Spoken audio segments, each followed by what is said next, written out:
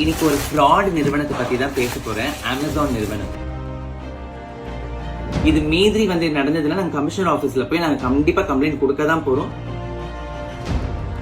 Number 1 நிறுவனம் பேர் வச்சுக்கிட்டு நாங்க ஆர்டர் பண்ற ஸ்கிரீன் கிளாத்துக்கு இப்படி கேவலமா கொடுத்தா.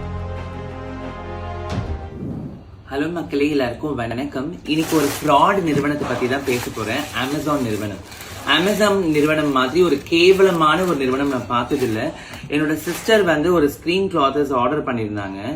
அதுக்கு எப்படி வந்திருக்குன்றத பாருங்க. ஃபர்ஸ்ட் நான் இதை காமிச்சிடுறேன். இந்த ஸ்கிரீன் என்னோட சிஸ்டர் ஆர்டர் பண்ணியிருக்காங்க.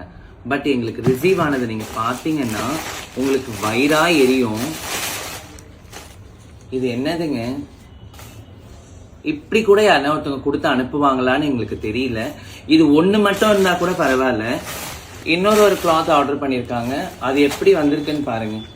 இது என்னங்க இவ்வளோ வஸ்டா? நாங்களும் காசு கொடுத்து தானே வாங்குறோம், நீங்க ஒன்னும் சும்மா கொடுக்கல.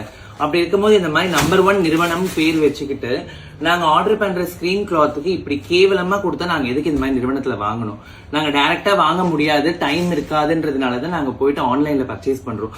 இந்த ஆன்லைன்லயே மோஸ்ட்லி நிறைய வந்திருக்கு. ஆனா எங்களுக்கு ஃபர்ஸ்ட் டைம் இப்படி நடக்குதுன்றப்ப ரொம்பவே கஷ்டமா இருக்கு. இந்த கிளாத்தோட இது பாருங்க, நாங்க ஒயிட்ன்றதுனாலதான் ஆர்டர் பண்ணோம்.